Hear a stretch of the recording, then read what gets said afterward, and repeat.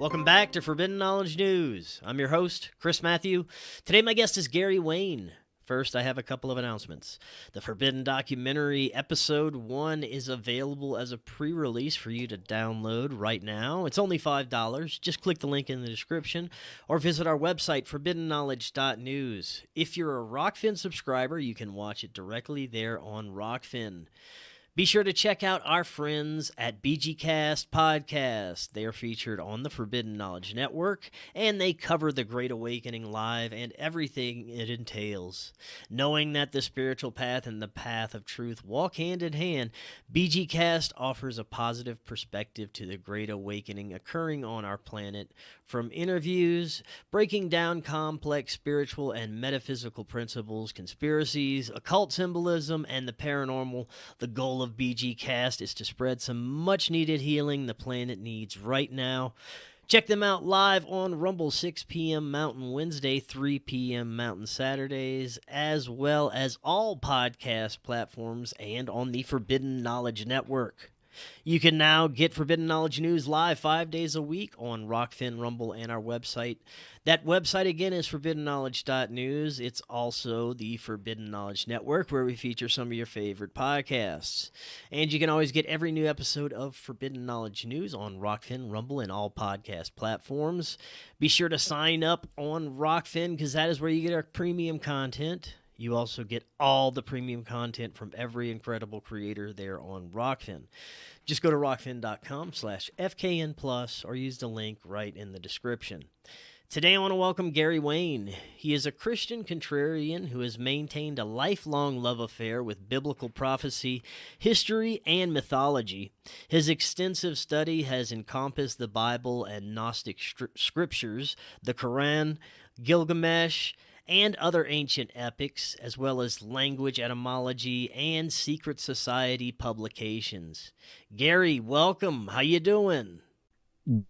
Doing very well, and thank you for inviting me to your podcast. Looking forward to the conversation, and I just know we're going to talk about some things that just might raise a few eyebrows today, so yeah, it should be fun. Oh, yeah, always fun raising some eyebrows, of course. Well, welcome, and thank you so much for coming on. I've been looking forward to this as well. Today we're going to be discussing your books. The first book, The Genesis 6 Conspiracy, How Secret Societies and the Descendants of Giants Plan to Enslave Mankind, as well as get a preview of the new book, which is just Genesis Conspiracy Part 2.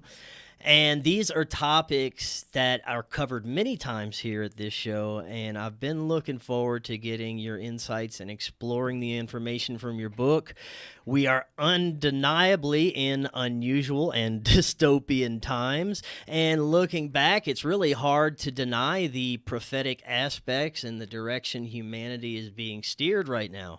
From wars and pandemics to fake UFOs, maybe real UFOs, and a technocratic Luciferian system and new religion of science, technology, and transhumanism.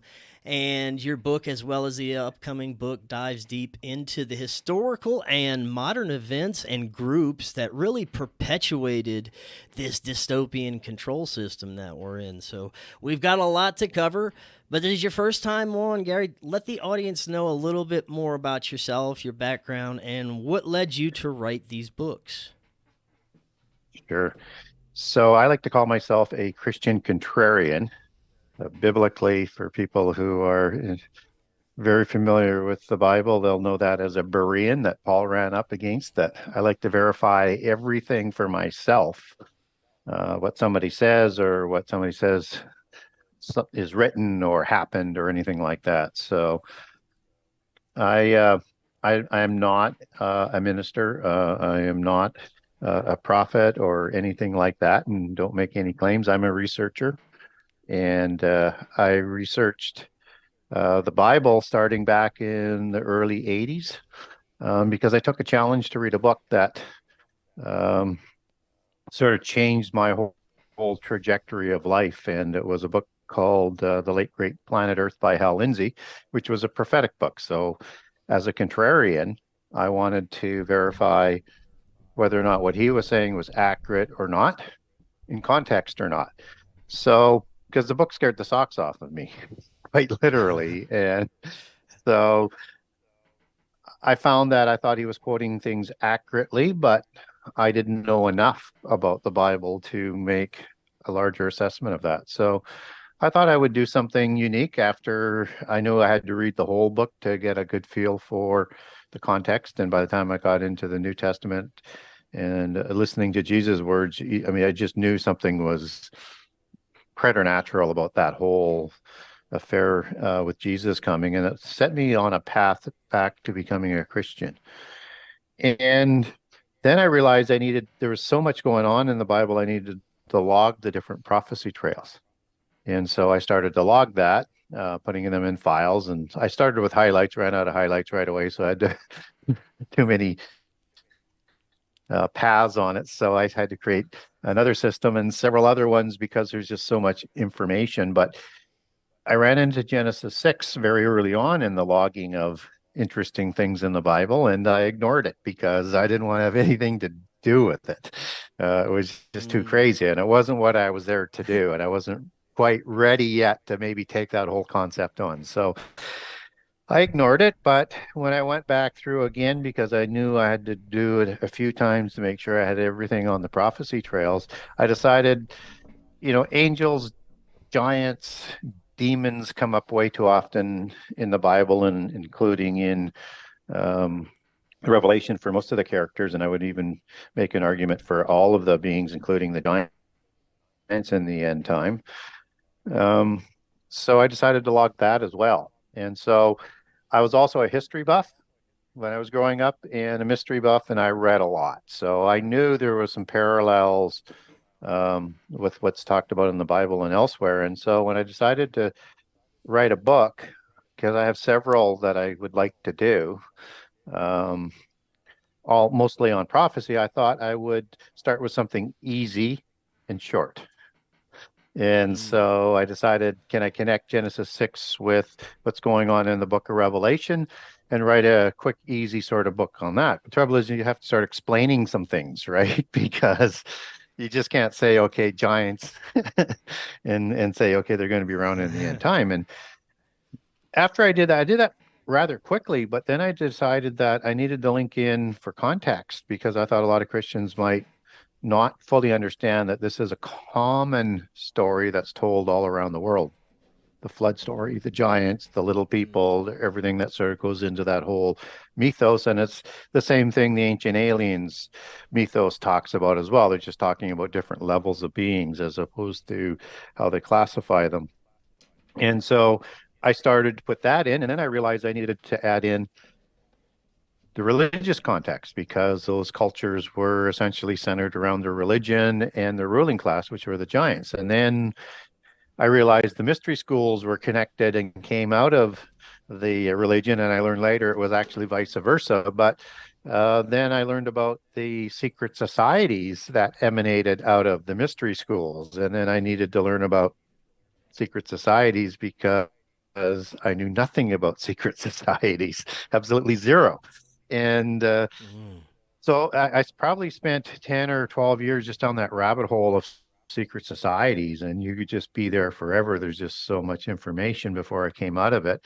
And that turned it in from about 10 chapters into 98 chapters. So it became a very long book. And I also took about 300 pages out of the book before sending it off to try and get published. So it was quite a process. But along the way, I got sort of smitten by the connection of the giants and that continuous effect on our history, and that mythos continues even to this day in terms of people who believe they're descended from those giants. So that's kind of how I got here. And as I say, I did not have a university education, and I did not go to seminary school. So all of my research is my own research. And then I thought, there's some very interesting stuff here, and maybe I can start communicating it to people and maybe connecting with some people to answer some questions. Excellent. Well, I'm looking forward to getting into this. I believe my audience is pretty well versed in the weird and initiated and pretty ready to get into some of the deeper stuff that this entails. And I think maybe a good place to start would be Genesis and some of the earliest writings that would indicate that we're dealing with not only giants, but possibly something supernatural that is affecting our perception and reality. So when we look at Genesis or even the book of Enoch, what were the things that really started to stand out for you and get your wheels turning? I was looking at the aspect of the interrelationship between the angels and humans, and then the angels and the spirit's offspring, the illegitimate offspring of a god or an angel and a human female or a human male.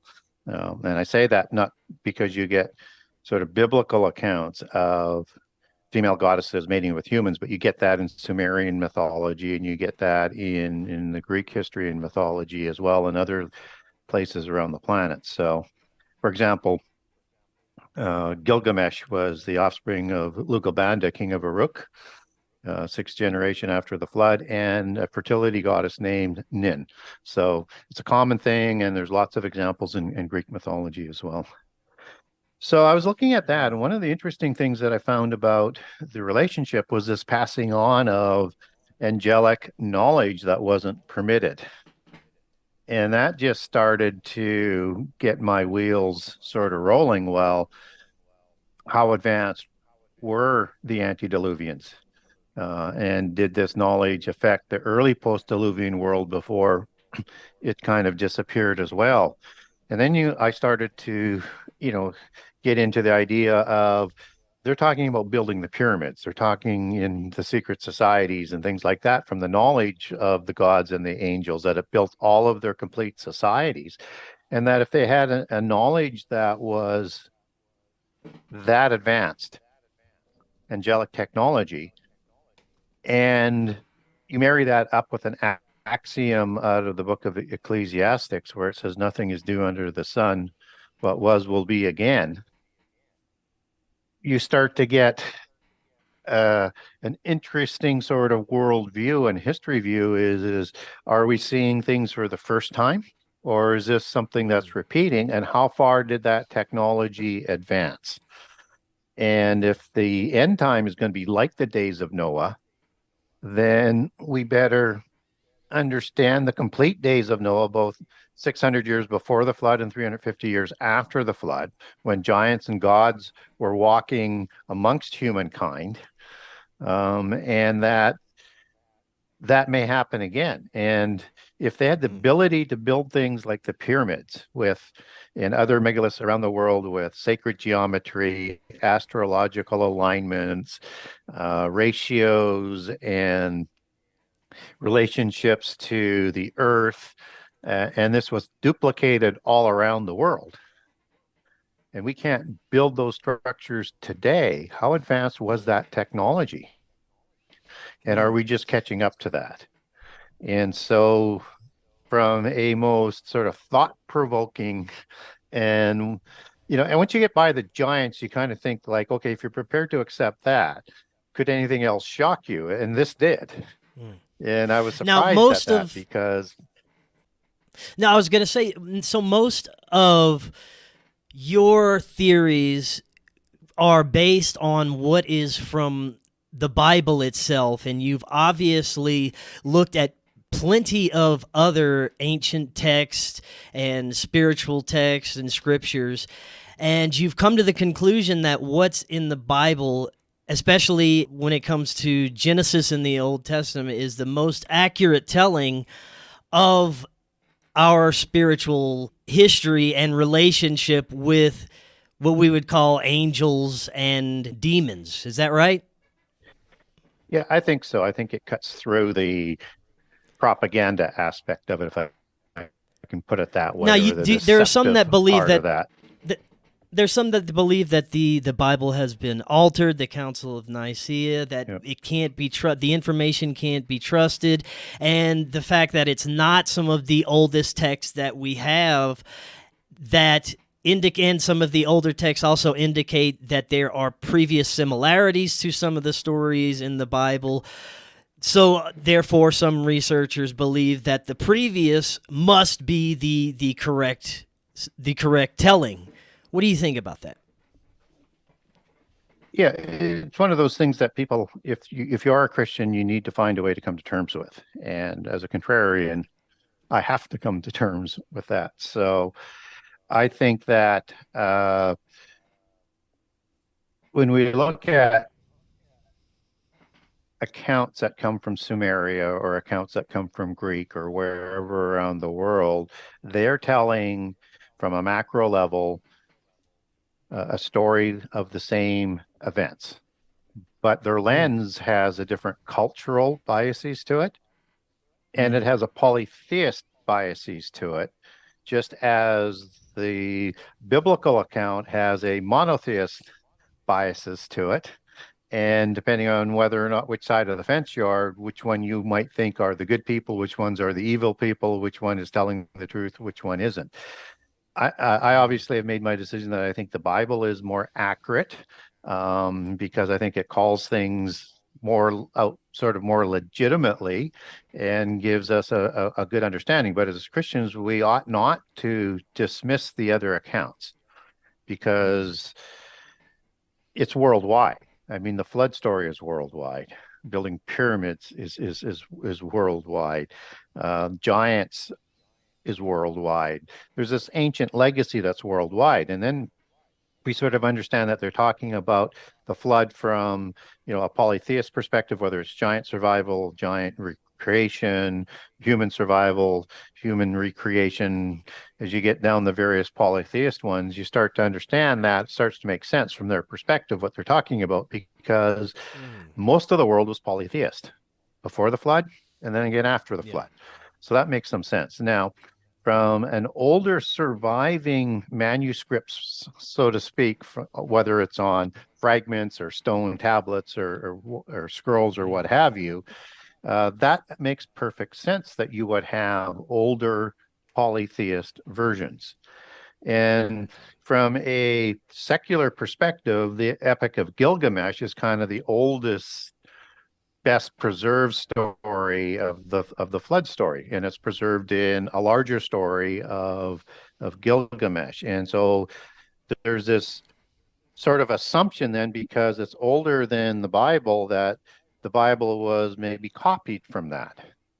And again, that makes sense from a sort of superficial level, or from 10,000 feet, from the macro level, because it's talking about the same kinds of events, but the details are completely different. So you have a story in the Epic of Gilgamesh that is a giant story versus a human story, a Nephilim story. So Gilgamesh is created after the flood, so he's like a second incursion. Enkidu is created after the flood. In the same way, giants are created in Genesis 6. But Upnapishtim, whom Gilgamesh seeks out, is an antediluvian giant, and he's 2/3 God, 1/3 human, just as Gilgamesh and Enkidu are. So is this whole family. And that's a story of a giant survival story. And Deucalion and Pyrrha, which is the Greek version, and they call Deucalion the Greek Noah, he's son of Prometheus. So he's a giant as well, and so is his family. So worldwide, we get giant survival accounts and human survival accounts, and Genesis is clearly a human survival account. Now, the age aspect is it has to be older as a surviving manuscript. Anything that's in the Bible that would have any sort of accuracy or closeness to the time of the flood, because the Torah does not come down to Israel until the time of Moses in about 1400 to 1450 BC. So it has to have predecessors in terms of surviving stories, but they are surviving stories from different cultures, and different characters that are on those arcs or being recreated after the flood. And so there are, what I would look at it is that either uh, the polytheist accounts were sort of mythologies that came from wherever, or they're accurately recording from their cultural and historic perspective because they're all polytheist. Their accounting of what happened both before and then immediately after the flood. And then you have this sort of reckoning from a Christian or monotheist perspective is yes, those events are true, but this is what you need to know about it. I want to go to giants. I want to explore the aspects and your understanding of these giants or Nephilim. The common theme is that these are indeed spiritual entities that were created by fallen angels, and it was the product of these angels mating with human women. Is that correct? Correct. And in all accounts, it's the same story. So you have, let's say in Greek mythology, the definition of demigods is the offspring of a god or a goddess and a human male or a human female. And that is a word that sort of goes back into prehistory. And that you have, for example, Zeus being the father of Hercules through alchemy. So it's exactly the same story. And that's a post-Diluvian story, which is similar to how giants probably show up again, at least in part, depending on how you view, they show them up after the flood with the Rephaim. So these were preternatural beings who had an ability to take a human form, and they could take any gender by deduction with the goddess and god aspect of the pantheon. How do we know angels can take a bodily form? Because they're spiritual beings in the Bible. And to interact physically in the physical world, you need a physical body. You may have limited interaction as a spiritual essence, but to take the full interaction, you need a physical body. So in the book of... Now, are we talking possession or just being incarnated at birth as this angel? Just actually creating it. And I'll explain that in a second, as opposed to incarnation or avatara are two different concepts. So, but we can get into that. So in the book of Genesis, in the Sodom story, and just before the two angels go to Sodom, you have three beings that take a physical form. One being the angel of the Lord, which is the pre-existent Jesus, Jehovah of the Elohim.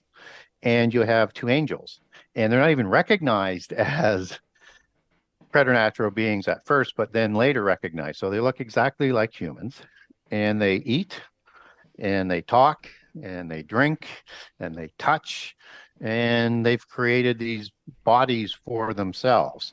And another class, I won't go through all the examples, but just to give a couple. And there's a New Testament. For the New Testament, people say, well, what does the New Testament say about that? Is that in the book of Hebrews, we're told that we need to be good to strangers because you don't know when you're going to run into an angel. In other words, you won't be able to recognize them because they can take a physical bodily form and you wouldn't know the difference.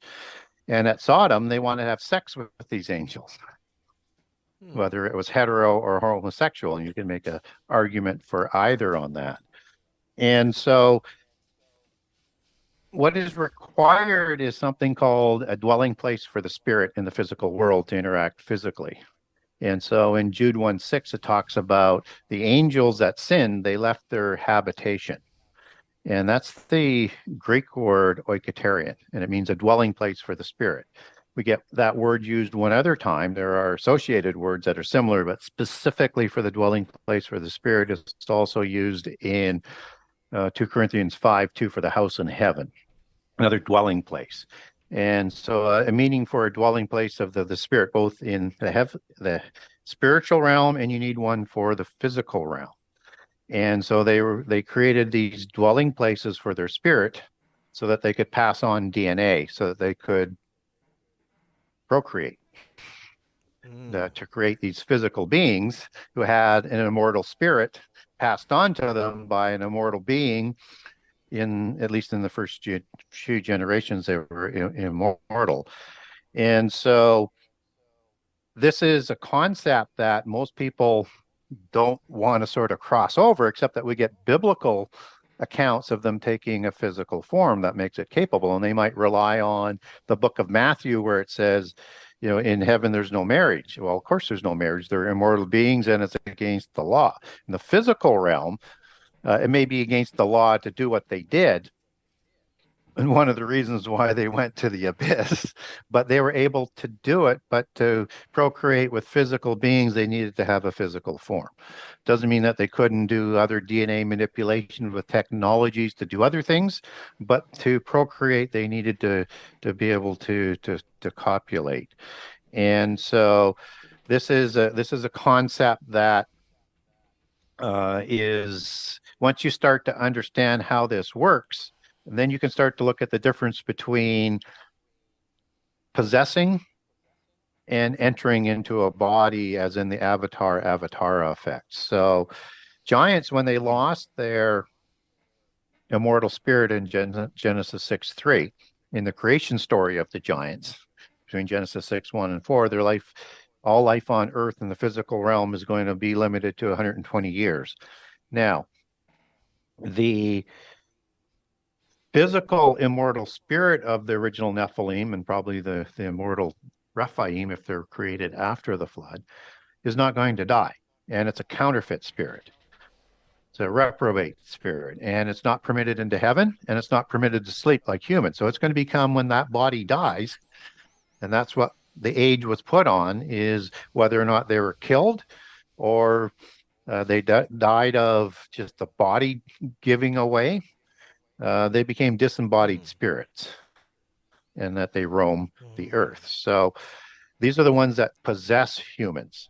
So they need to take over a human host, suppress it in a hostile takeover to interact in the physical world, because they want a place of rest and they want to be able to interact in the physical world again. We get accounts of this in the New Testament with Jesus dealing with all sorts of devils, unclean spirits, and evil spirits, as the King James Version Bible talks about. And they're all talking about the same type of being. And one even includes legion, where you have multiple of them that can enter into a specific host. And that word devil goes back to the Greek word daemon, which is the root word for demon in English, and should probably be translated as a demon spirit, as opposed to devil, that's used for Satan, which is diablos, a whole different word. And now, diablos is the leader, the absolute leader of all angels and counterfeit spirits, including the demons. Now, when we're talking about the physical incarnation of giants, how giant are we talking? How large of beings were they? There's different researchers have different accounts depending on the information that they are basing this off of. So what would you think? How big are these beings? Well, it depends on a couple of things. One is if we're talking about a giant after the flood or a giant before the flood. So giants before the flood had more capabilities and were seemingly quite a bit larger than the giants after the flood. So it's hard to get reliable. Let me ask you, is it because you think the atmosphere was different and everything may have been a little larger at that time? Could that be possible? Well, if it was, and I don't think it was that different because we only had a flood. But if it was, then to be a giant, let's say the descendants of Adam were bigger, right? Then the giants would have to be bigger still, because they were giant in comparison to the humans. So it doesn't really matter. I don't think it was the case, because Noah survives the flood, and his 3 sons and their daughters, and they're not giants. And now Gnostics will depict them as giants, but that's, again, depending on maybe which side of the fence that you're on that one. But their lineages recorded do not take them back to being giants. So when we talk about the antediluvian giants, we get a couple of measurements in the book of Enoch from different translations. But the trouble is we don't have the original Hebrew. That was a full manuscript. So in the um, Aramaic version, which would be um, a height of what they would have listed as 300 cubits, which a cubit is a foot and a half. And, or if it's a royal cubit, it would be 21 inches. So they're at least 600 feet tall. I would argue the larger sizing using 21 inches because they were mostly kings and royals. But the Giaz version, which is kind of an older lineage that's it's connected to. That's the Ethiopian one that probably came down maybe in the time of Solomon and that, but it's the Giaz version. It's a longer version, has a few more verses, so I would recommend that one versus the Aramaic version or the Greek versions. It uses the term else. And the thought is that the Aramaic version that's translated is trying to come up with some sort of measurement because nobody knows what an L is. So we don't know exactly what we know. It's an ancient, so it's got a historical record L, but we don't know the measurement of it. So it may be quite a bit less than a cubit. We just don't know. And I don't necessarily think the giants were 400 to 500 feet tall before the flood. Maybe they were, Okay. but Ah, when we look at the reliefs, we see comparisons, and these are antediluvian reliefs where you have humans, you have giants, and you have giant gods, and they get bigger. And sort of that proportionality would not bear out 500 feet tall. But again, we don't know how they were forming that sort of a relationship to the size. But that's kind of what they recorded. So typically, giants are kind of thought and speculated on from a best you can put together is they're somewhere between 20 and 40 feet tall after or before the flood. So still monstrous. And yeah, that that's they still are pretty thought to big. have a 2-to-1 height to width ratio. Hmm. So what that means is if they're 20 feet tall, they might be 10 feet wide or very, Yeah. very wide or stout, which is the term. So these are monsters, and they weren't gangly, skinny beings. They were muscular beings. They were fleet of foot, as the Greek mythology talks about, ambidextrous, the ultimate warriors, and were easily able to overpower humans. After the flood, we get some more dimensions in a few different accounts. And we get accounts, for example, in the Bible where Goliath is 6 cubits and a span.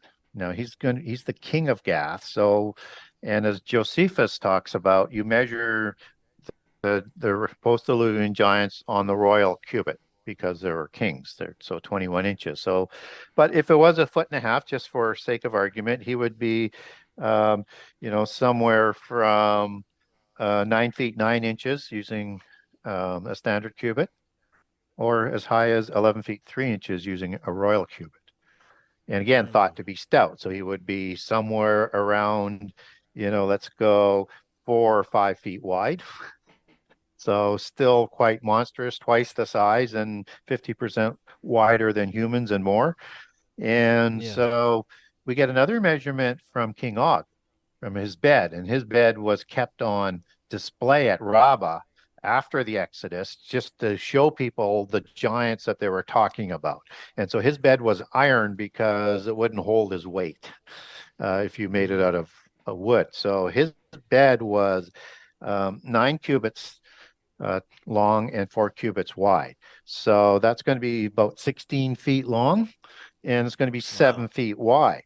So he's going to be 12 to 15 feet tall, depending on where you want to place that for a height. And his width is going to be probably 4 to 5 feet wide as well. So you're starting to Hmm. see a consistency. And that 9 to 4 is that 2-to-1 height to width ratio, not quite exact, but slightly under that I referenced to before, so that people would understand that these were muscular, wide, powerful beings. Now, out of the Ugaritic texts and out of the Sumerian Epic of Gilgamesh text, and they used the same dimensions. And there was a relationship between the Ugarit and the Sumerian um, civilizations after the flood. They measured Gilgamesh who's a dark-haired giant, which is different than most of the ones in the middle in the Covenant land. And there's different hair colors, but that's something we can talk about later. He was documented in several different manuscripts as being 11 cubits tall and 4 cubits wide. So he's the king of Uruk, son of Lugalbanda, meaning Lugal meaning giant king. And that would put him about 19 feet tall as a royal cubit and 7 feet wide. So this is the largest accounting, that we get, but we get Greek accounts of discoveries coming out of history of 12, 14, 15 feet tall was kind of in that normal range of the post-Diluvian giants. So like Achilles would be in that range, for example, just as one quick example. I think he was 12 to 13 feet tall. Some people say as high as 14. So in the King Og range is where I would put him. Now, you mentioned that these were called the Rephaim, the post-flood giants. Is that right? Yeah. So when we talk about the word Nephilim, it shows up 3 times in the Old Testament in Hebrew. Once in Genesis 6:4, for the creation of the giants before the flood. Twice in Numbers 13:33, when it's talking about the Anakim that it says are the children of giants. Twice they call them giants. That's the word Nephilim.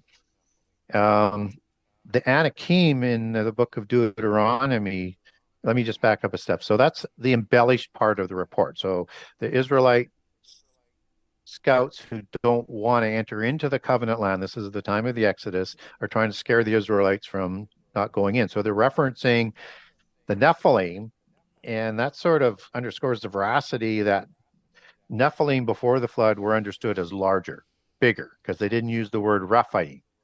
And we know the Anakim are Rephaim because they're described as such elsewhere in the Bible. So, for example, in Deuteronomy 2, when it's describing certain giants like the Horim or the Emim, for example, and as well as the Anakim, that word giant goes back to the word Rapha. And the male plural is Rephaim. I am is the male plural. And it's also the root for the word that, and there's 3 words that are associated, actually 4, but only cover 3 because one is just the names of kings. You have giant, which is 7497. 7496 is for evil spirit, demon, shade, shad, as it's known in Hebrew, and then healer. And in the Ugaritic texts after the flood, these Rapiu or Rapiam, which is the RPM, which is the Semitic root word for Rephaim, were created by Baal and Ashtaroth, offspring gods of the parent god El, who would have ruled before the flood, went to the abyss. Baal takes over, and this happens as a constant in all the pantheons. So Zeus takes over from Kronos. Enlil and Anki take over from Anu. Osiris takes over in Egypt. These are post-Diluvian gods versus the antediluvian gods, parent gods versus offspring gods. And they create the giants. And in the Ugaritic texts, are doing rituals to bring them back because they're gone for some reason, not explained. I think the reason is they went to the abyss for the same reasons their parents did, for creating giants and violating the laws of creation. But nonetheless, these Rapiu, Rapiam, Rephaim are called saviors, and they're also called healers, as well as giants and kings. And it's thought that the Rephaim and thus the Nephilim before them had an ability to repair themselves. But these are, and they're doing fertility rituals to bring Baal and Ashtaroth back because the Rephaim somehow have a fertility issue after the flood, and they want them to reproduce more Rephaim because they're dwindling in numbers.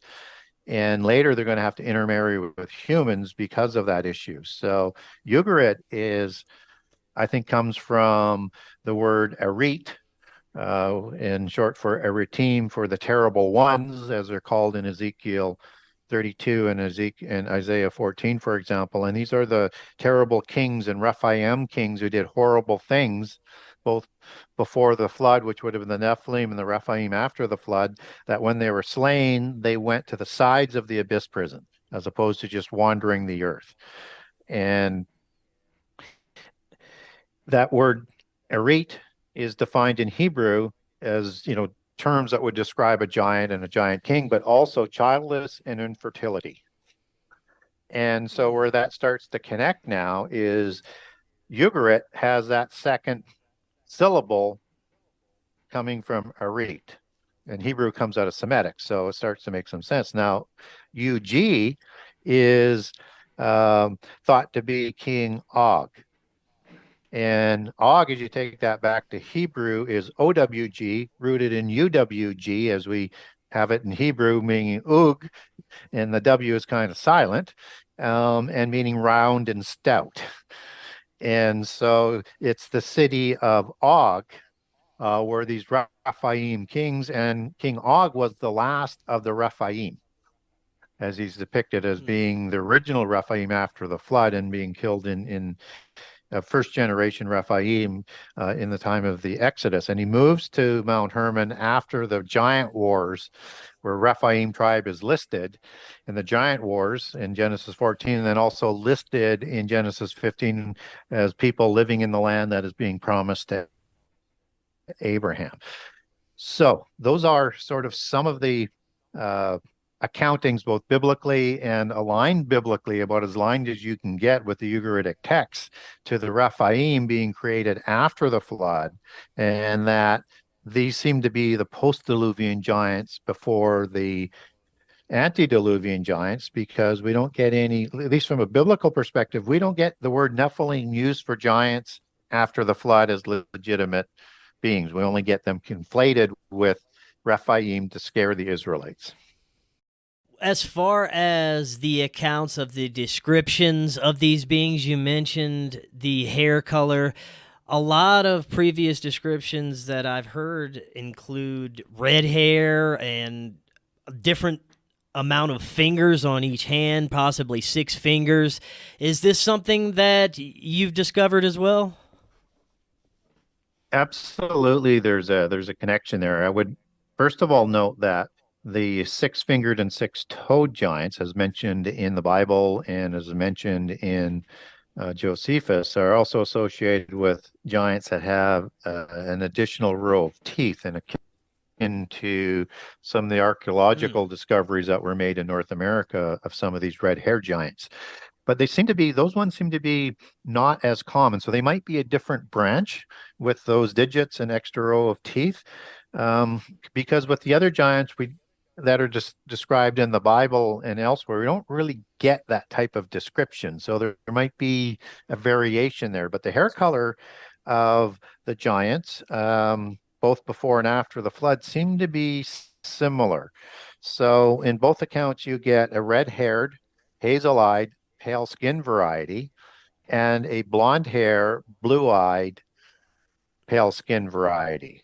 So this shows up in Atlantis, for example, as the description of these giants. And then we get those descriptions again with Indo-Aryans and Tuatha De Danann and the Datanu, as they're called in the Ugaritic text, after the flood.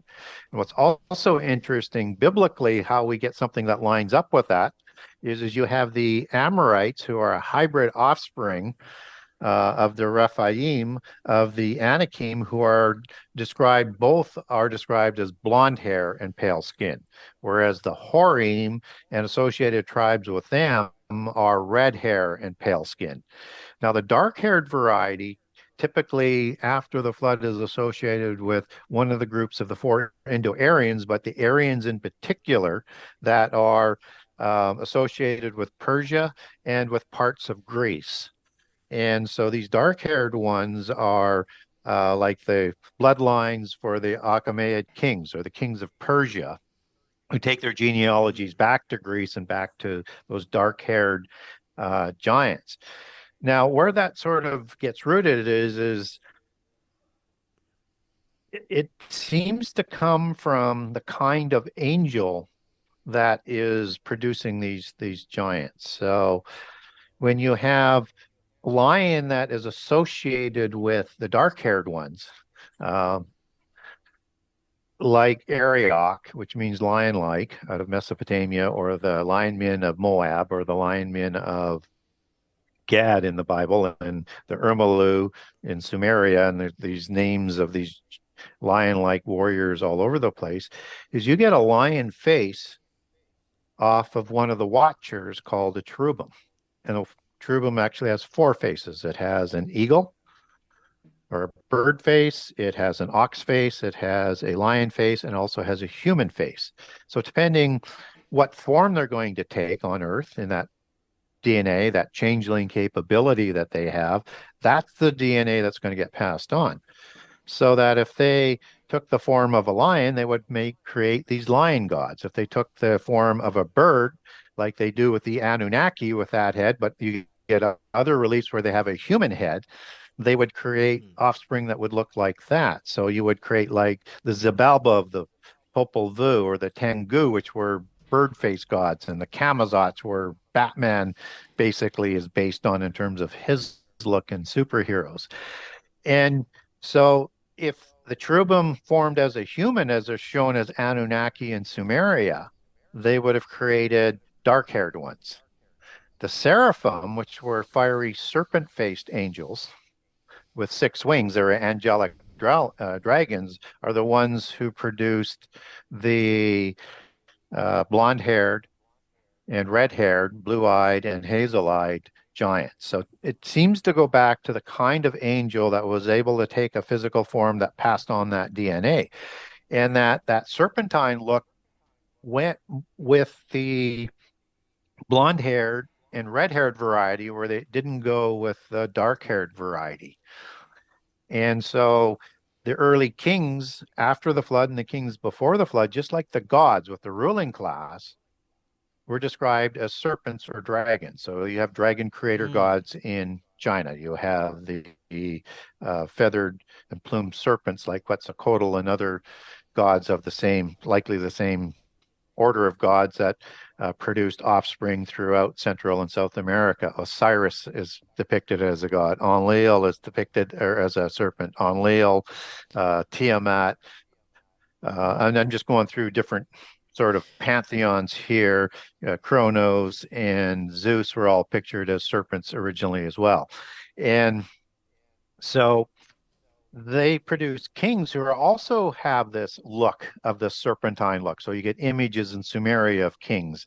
You get images in the Ugarit and around the world where you have these elongated skulls and serpentine looking kings early on, because they look just like their procreators. But after the flood, once they had to start to reproduce with humans to survive and not become extinct, that starts to become diluted. So now if people want to Google a picture of Akhenaten, and I would say do a few of them, you get a very interesting look. This is over 1,000 years after the flood, with diluted bloodlines to survive with humans.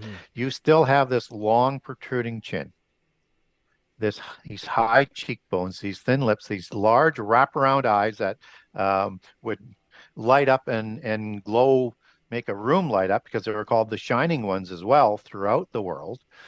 And this huge elongated skull that has no sutures. And sometimes he's depicted, Egyptian busts will show them with a hat on, which will cover that head. And sometimes they show the skull just being sort of elongated. And then they wore this cobra head dressing because they were representing their gods, right? That gave them the authority to rule. They were, both before and after the flood, were given by the pantheon of gods the divine right to rule. So they would emulate them as well. So that's the description. And if you look at Akhenaten, he looks like a serpent face. That's interesting. That could also connect to a lot of the reptilian extraterrestrial lore that we hear about today. Possibly, but I would say that there's two different levels of that reptilian in that alien mythos, or in the occult mythos. So the Nephilim would be, and the Rephaim would be at the highest level of the physical world creations versus the spiritual ones, which are the invisible ones and of a higher level in the hierarchy. So even though the Nephilim had this reptilian, there's another reptilian within that hierarchy. So when we talked Hmm. about the little people, that's the elementals, and there's four categories of the elementals, and I was talking about three of them.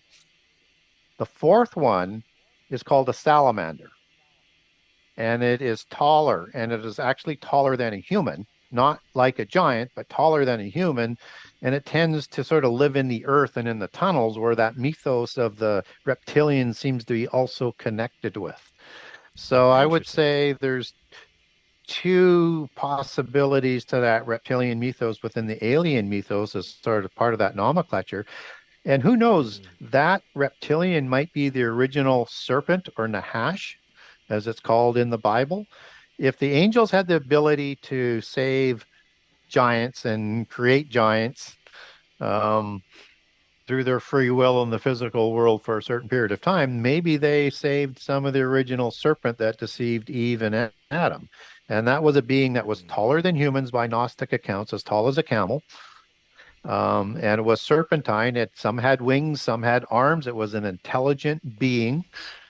And it was at the peak of physical creation at the top of the food chain, so to speak, intellectually, until Adam was created, and which is why they were more easily coerced into deceiving Adam. This is all polytheist accounts. This has got nothing to do with the Bible. Hmm. But what we do know is the hash biblically they were changed. They lost their arms. They lost their legs. They lost if wings if they had that. They lost their intelligence and they lost their ability to speak, and they're forced to crawl on the ground for deceiving Eve. And that did not happen to Satan. So you can't say it was Satan because he wasn't punished. Or maybe Satan influenced them, or maybe Satan did what is called the avatara effect, which comes out of Hinduism, where a god will enter into a human or a being and provide additional power and intelligence, just as Vishnu in Hinduism, he incarnated something like 18 times, Shiva like a dozen times, and Hmm. it's Vishnu who incarnated into Buddha to give him that knowledge and incarnated after this being was born. And we get biblically that this can happen because Satan, in the time of Jesus, actually enters into Judas to give him the courage to complete the betrayal of Jesus, to go through with it. So it's possible that Satan may have done the same thing with the Nahash or the serpent to give them the additional wisdom and additional sort of courage to go through with bringing down Adam and Eve. Let's skip a little forward through time to the agendas that are at play now, to the powerful groups that control our perception. How do we get from these Nephilim giants and Rephaim beings to the formation of secret societies that in turn have a global grasp on religions and theologies across the world, and form a control system that we see today, which has now reached a whole new level of what is playing out, which we'll get into. But how do we go from giants to secret societies, basically? One of the more surprising things I learned as I was doing the research for the first book is that Mm. once I got into the mystery schools, I learned that that was where secret societies were created. So the mystical religion was created by Enoch, son of Cain. And this according to the Gnostics, and this according to the Masonic organizations. This is their history, that Adam passed on all of the knowledge he learned to Cain, who was ostracized, and then goes to Nod and gets a wife, has a son named Enoch, and passes all of that knowledge. Adam was taught to run this massive facility from Nile to the Euphrates with all of these different animals, uh, both and most of them, a lot of them would be sort of agrarian or like cattle, stuff like that. Plus all the orchards and all of the crops that are talked about there, all by himself. Then he gets one single partner, and he's running this. So there's this implied knowledge that would have to be provided to Adam to be able to manage all of this by himself. This knowledge is passed on to Enoch, who takes that knowledge and continues to develop it, but splits it into the 7 sacred sciences that we know as the 7 liberal arts today. And that this knowledge is going to merge with the knowledge from the fallen angels and the gods in polytheist religions, and it's going to explode to a significant level. And Enoch creates the mystical sun worshiping and bull cult religion before the flood to house this powerful knowledge, because they don't want it going to the Sethites and people that they're kind of enemies with and not loyal to the pantheon of God, or pantheon of gods versus the God of the Bible. So they developed this knowledge into and taught to only the elite and only to the initiated into this religion that dominates the organizational structure before the flood. And they combines with this angelic knowledge. And once the Nephilim kings are created in Genesis 6, they take over the world. They have the religion, they have the size and the weaponry that's given to them by Azazel, and they take over government both before and after the flood. So that's the rise. Now, it's interesting that Freemasonry takes their patriarch back to their beginning, to Enoch. He's their greatest patriarch. Other ones that are listed as great patriarchs are in this Renaissance in the age of Lamech, of the lineage of Cain. Just as there's a Lamech in the Jared or in the Seth line, and there's also an Enoch in the Seth line. So there's 2 of each, and their names are very, very similar. So you have to be careful not to conflate them, although a lot of accounts, particularly in polytheism, will conflate the 2 Enochs. So those 4 are Jubal, Jabal, Nama, and Tubal Cain, all great patriarchs of Masonry, and venerated even to this day. But along comes the flood. And so they're going to prepare this knowledge, and it's prepared into 36,525 books of knowledge that Enoch creates, or probably authorized to be created and written down, stored in 9 vaults stacked on top of each other, and stored under the Great Pyramid. Not biblical records, Masonic records from the Polychronicon. After the flood, Hermes finds one of the pillars that they put the directions on to find this knowledge, because they did one for fire, or one that wouldn't be just destroyed by an apocalypse of fire, and one that could float wouldn't be destroyed by an apocalypse of water. So obviously he finds the one that floated, gets the directions, gets this knowledge, takes it back to Nimrod, and he becomes the first Grand Master after the flood. And he initiates 1,000 into his Masonic organization. They start to build Babel City and Babel Tower with this knowledge, and threatening to be able to go into heaven. We get a reflection of how powerful this knowledge might be in the Akkadian version, where it doesn't look at Babel as meaning confusion of languages. It translates as Babalu, or Bab-El, E-L, E-L, and I-L-U are the same transliterated word, just as A-L is for a god or an angel, and Bab as a gateway. So this was a stargate or a portal into other dimensions. So there's no way he could build a tower up to heaven. He would have to have some sort of portal to create an access. So he's either going to go use that Babel Tower to go into heaven and kill God, or he's going to try, or it might even be both, or he might even go into another dimension, into the other world, where the abyss is located in another dimension, to free the gods that were imprisoned there. May have had 2 purposes for it, but there's this great knowledge. Anyways, he becomes the first Grand Master after the flood and writes the first constitution. So this is how old it goes. And, it's revised in Heliopolis, and it's passed down through the Pythagorean mystery schools. And you get these organizations that are all over the world, because you have secret societies throughout China, throughout all of the ancient world. They're all royal. Kings of God, EL, AL, same transliteration that we're talking about. Roy goes back to king, both in Old French, and back to regal and rule in Indo-Aryan and Latin. And they control these Masonic bloodline secret societies that are being passed down through the world. Now you roll forward to the time of the Templars. You have three important ones. They are de Bouillon, de Payon, and Anjou, who are descendants of the Merovingians, who claim descendancy as the most ennobled bloodline back to the giants. And these three form with others, the Knight Templar, including Henry de St. Clair, who's one of the non-mentioned ones, but inside the craft writings, he's one of the original founders, and he's from the Rollo bloodline that invaded northern France, and in 910 to 911 expropriated Normandy from the French with the Treaty of St. Clair. So they changed their name to the treaty name, and that's the St. Clair or the Sinclairs that are going to pop up and be sort of famous for starting Freemasonry after the fall of the Knights Templar.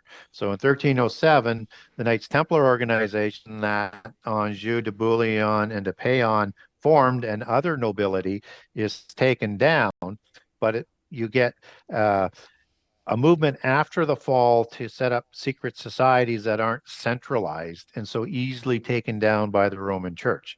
So you're going to see the Templars split off into Freemasonry, which is the first visible one, but the Rosicrucians or the Rosy Cross Order actually start to take shape in 1188 with the cutting of the elm and the splitting away of the senior organization of the Knights Templar, which is the royal bloodlines from the order that's created at Baldwin II in 1118, which creates the lower order of the Templars.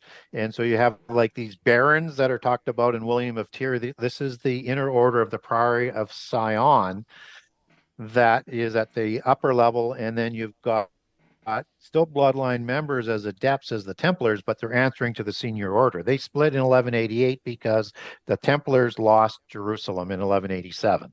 And so the senior organization felt they lost their way and they're too much concerned with banking because they became sort of the origination of Western banking. The Templars created the check and credit facilities and all sorts of things that are used to this day, and were the most powerful military organization. So when the Templars were taken down, you have the Rosy Cross Order, which is going to sort of spread upwards to as it develops, and then downwards. So it's kind of like the intersection in the Thelemic tree, as they call it, between the purebloods and the lower levels of lower level bloodlines. You have to be invited. So you have Freemasonry at the bottom, that was created by the Sinclairs and then formalized into, in 1323, the visible Rosy Cross Order for the adepts of the Templars.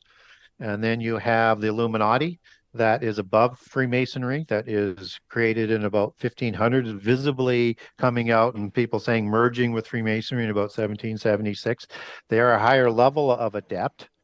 And I can get into that in a minute. And they sit above the Freemasons, and then it's the Rosicrucians. And Freemasonry is the introductory level where they're going and looking for lower level bloodlines and getting them re-initiated back into their belief system.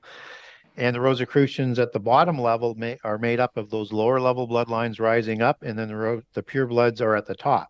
Above the purebloods are the Committee of 300 Families, which are created as an extension out of the invisible ones of the Council of 33, which is in existence in the time of the fall of the Templars. And this is the inner order of families.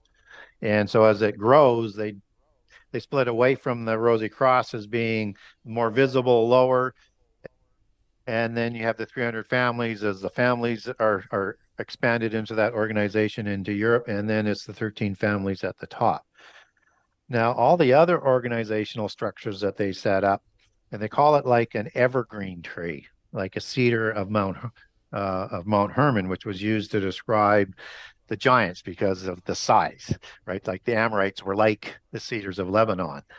And the evergreen describes immortality, and the roots go down into Hades, where they get their authority and power from. just like the elm tree is the genealogical tree of the bloodlines that they came up with their concept. Both are called world trees. Both are also called thelemic trees, which they get biblically from a Greek word. And when you have, let's just talk about, let's say, the Committee of 300, for example. It has branch organizations. And within that branch is different hierarchies, and they all report to the trunk organization. So organizations that would branch into that would be like the Bilderbergers, the Club of Rome, the IMF, the World Bank, anything to do with the economic globalization, the Davos crew would go right into there. And so if you can imagine those free branches being controlled at the center by these trunk organizations, you start to get the organizational structure and how big this organization is, and that they've had millennia to establish it. Now, as far as the bloodlines, do you think that there are still not necessarily pure blood, but still very large humans that are a part of the bloodline that may not be known to the general public? There may be. It's a possibility. I mean, we don't get a lot of accounts. I think we might see giants as we get closer to the end, but that might be a recreation or coming out of stasis from the technology that they might have had. That's my speculation. The only really sound account that I would say that we have on, and then why I leave a possibility open that there's still some still around, was there's an interview on Coast to Coast with Steve Quayle about an incident in Afghanistan, and they had a pilot there. Yeah, the Kandahar giant. Yeah, and if you listen and read those transcripts, the details of the giants is extraordinary in terms of the accuracy of the minute details and the smell and size and the proportions and how difficult they were to kill and how fleet of foot and ambidextrous and things like that. And then the military aspect of it was all there. So it was either an extraordinary hoax where this individual was provided all of the information to memorize like an actor, or it's true. And there's nothing really in between for me. And I think it may be true, but that's about the only thing that I could lean to. What we do know is that there are descendants, or at least people who believe they are descendants of the giants, and that's the complete nobility class around the world in the royales, and that they keep their genealogies that they track back to Rephaim and Nephilim patriarchs, and then back to specific gods or angels. So let's just talk about King Charles III for a second, who comes from the Hanover bloodline, which has double unicorns and also has some intermarriage with the Stuart bloodline as well, and also Anjou connections. But that's the ennobling of the bloodline, right? That's where they add other pure bloodlines to give them a higher level within this hierarchy. But they also have to keep intermarrying with lower level bloodlines to prevent the blood diseases, like hemophiliac disease or Habsburg jaw disease, things like that. So there's that balance, and it dilutes even more over time, which is why they're not as tall. But typically, even in the time of the kings of Jerusalem that we talked about through the Templars, they were taller and wider than, as they're described in William of Tyre, than other people, because they're of those bloodlines. And typically they were blonde hair and blue-eyed from the Anjou bloodline. And so, again, these connections just sort of keep resurfacing. So King Charles III keeps his genealogies because that's where he fits in the hierarchy, and he would be considered by some as an antichrist candidate if we're actually, in the end time. There are other rivals, but he takes his genealogies not only back to the Hanovers, not only back to the Stuarts, but to Vlad the Impaler, who Dracula is based on, which means son of a dragon, son of a seraphim. Watcher was the definition for Draconta in Greek, And he is the character Dracula is based on who drank blood for immortality as a vampire, just as Nephilim and Rokfin were trying to drink blood to do the same thing and also to add more cognizant capabilities. And he is red-haired, hazel-eyed, pale-skinned, and has an allergy to sunlight. So there's, and then he gets the cobra teeth Yeah, to bite interesting. with, and he's the enemy of Christianity. I mean, the allegory is crazy. Now, Vlad the Impaler, Dracula, son of a dragon, um, takes his genealogies back to the Egrathi tribe of Scythians, who were produced by Hercules, son of Zeus. That's just one example of how they track their genealogies. That is And so so, interesting. whether or not that's true or not is not really important. What's important is they believe it, and then it's what they Mm, do with that mm, belief system. So, I think there's a right. high degree that it's likely that it is true, or at least they track their genealogies back that way. But Mhm. it is just part of that whole culture, and Well, so they speaking of their belief system, we've got a few minutes left, and I'd love to spend it on your insights and thoughts on, is there an in-game agenda at play? If so, what is it? There are some very obvious agendas at play that I see. Definite depopulation, an enslavement, a global enslavement type credit, social credit, technocratic system that is being attempted to be implemented right now. But what else do you see as a bigger picture, as a more spiritual agenda that's at play here? yeah. So it begins with the angelic rebellion, and the Adamites were created as the resolution for the angelic rebellion. And so everything that the angels did after the creation of Adam was to prevent humankind from reaching their destiny to be raised up like angels and to be the inheritors of eternity and actually judge the fallen angels for their crimes. And so that's why you see the first revenge in Eden. That's why you see the creation of the giants. The creation of the giants as their spirit's offspring were to wipe the Adamites from the face of the planet and replace them under the realm of the fallen angels, and that they would want to win a realm of their own. And so this battle has been going on over and over and over and over, and they get very, very close just before God brings on the flood for a restart, because there's something called the Book of Life that was created from before creation, where it has all sentient beings that would be created will have a choice to leave their name in that Book of Life or have it blotted out. This is from a biblical perspective. And so that has to have time to play out so that all those names have that opportunity and are judged in the same manner to choose God or not. And so Nimrod and Babel is just a restart of that whole rebellion again, where he's an antichrist type figure with a universal religion that is leading humankind away from God and to rebel. And if successful, all humankind would be obliterated and remembered no more. That's what the intent is to do. And so when Israel is created, the giants unite against them to wipe them from the face of the earth and to inherit their blessings.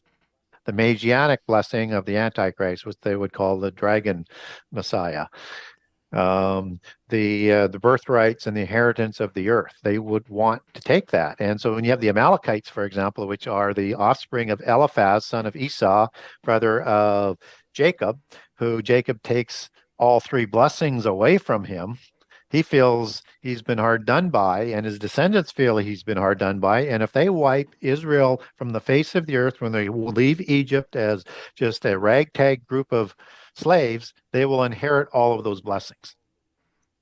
And that Eliphaz marries a female giant named Timnah, who's a whoring in Genesis 36, and they produce this fairy bloodline and kingship as this hybrid human Rephaim bloodline that becomes the Elephs, or the Elven King bloodline, the Messianic bloodline of the Gnostics. That is part of their mythos and the Dragon Messiah bloodlines that they want to present. There's rivals to this all around the world, who will be Antichrist. So you have this thing that's going on throughout our history, through all of the beast empires, and happens are all trying to accomplish the same thing. And so in the end time, which all of this comes to a conclusion, it is to make that stand against God, because they tell their followers that Satan is the equal of God, but you're going to have to fight for your realm, just as Satan in Isaiah 14 wanted to have a realm of their own and to be like God. That's what they want. So in all of the allegories in the entertainment, whether it's Doctor Strange, you have this earth that is that realm. They're trying to win it from the evil Lord of the universe, which is the God of the Bible, as their inverse allegory would go from a Christian perspective. And you have that polytheist magical religion that's part of that all the time. Star Wars has the same allegory that's built into it, for example.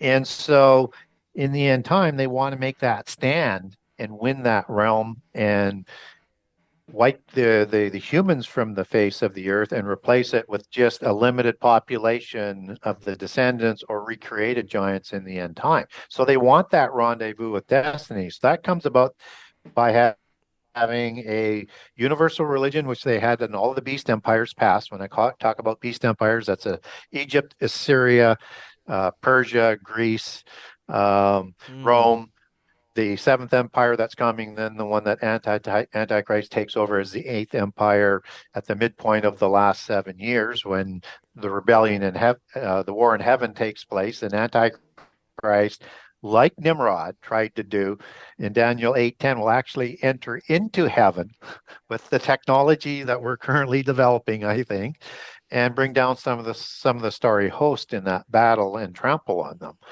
And so that is what is at play. Something happened, though, along the road to the Colosseum, so to speak. The angels did not anticipate the resurrection. They knew they had to try and prevent the Messiah from coming. They knew that God had a plan that was all worked in to play out through free choice over time. And they tried to kill Jesus when he was a baby, tried to prevent him from being born, and then ended up killing him and crucifying him with the help of the Romans and the Jewish Pharisees at the crucifixion. What's interesting is the book of Corinthians talks about, is this one interesting line, is had those fallen angels, the archons, known of the resurrection, they would not have ensured Jesus was crucified. After that, their fate was sealed. That's where Jesus is in the grave. He goes in 1 Peter to the abyss, and he tells them the rebellion is over. And all you can do now is just reap as much destruction as you can, but things are going to play out and you're going to be going to the lake of fire. So from a Christian perspective, the polytheists who continue to follow are being deceived that they can actually win. From a polytheist perspective is they believe monotheists have been deceived.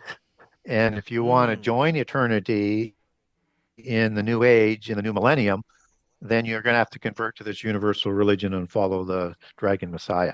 So depending on which side of the fence you're on is how you're going to look at that. But that's what's at play. It's this conspiracy to bring this up to a full head. And from a monotheist perspective is the attempt to wipe humankind from existence. We are definitely in incredible times.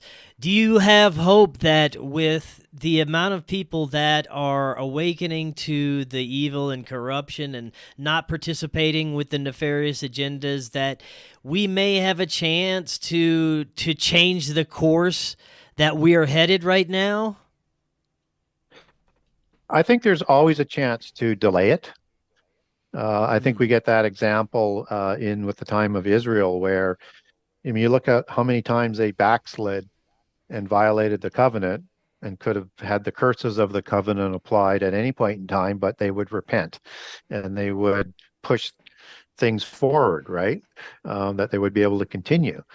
Um, and had they fulfilled the covenant, we would have had a different sort of history that was been fulfilled through the blessings of the covenant, but we're having it done through the curses of the covenant. It still has the same end time because God is greater than free choice. But the best we can do is try and delay it because there is an ordained time. And Antichrist will not be permitted to come until that ordained time. And I think it's got a lot to do with the names in the book of life as well, as you sort of connect that as to how that's going to work out. So we can probably delay it for a certain amount of time, or God will help us delay it for a certain amount of time. Maybe that's a better way of saying it, because they're always trying to bring this about. They've been trying to do it since Nimrod, since before the flood. So you can expect an Antichrist figure was probably amongst the giants before the flood, because nothing is new under the sun. It Now, what will has you been, be will be again. focusing? And the beast empires have Antichrist figures. So whether or not it's Nebuchadnezzar of Babylon or Alexander of Greece, or pick whomever you want in terms of the Roman Empire, probably Julius Caesar or Nero might be ones that people would pick for an Antichrist figure. They all have that polytheist Babel religion, and the Babylon religion. Babylon is rooted in the word Babel. So it's the Babylon religion that was at Babel that's coming in the end time. That was the religion of the beast empires. And that is going to be coming to play.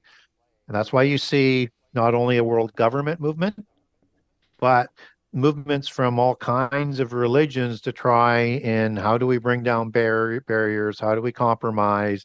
How do we come to some sort of universal religion? I think both will take catastrophes. The Davos crew can do everything they want. All the money in the world can do anything that they want, but to get done what they want to get done, world government under one world religion, that's going to take something preternatural. That's going to take catastrophes that are going to cattle herd people into it. So they can do all the prep work they want, but there's an ordained time and it won't happen until the ordained time. But they will continue to double down and try and bring it about before the ordained time because they would just love to be able to point to God as not being the omnipotent God of the universe. This is incredible, Gary. Great stuff. Now, what will you be focusing on in the next book, the upcoming? Yeah, so I said I would never write a sequel to the Genesis 6 conspiracy, but I did, and I stopped writing another book to do it.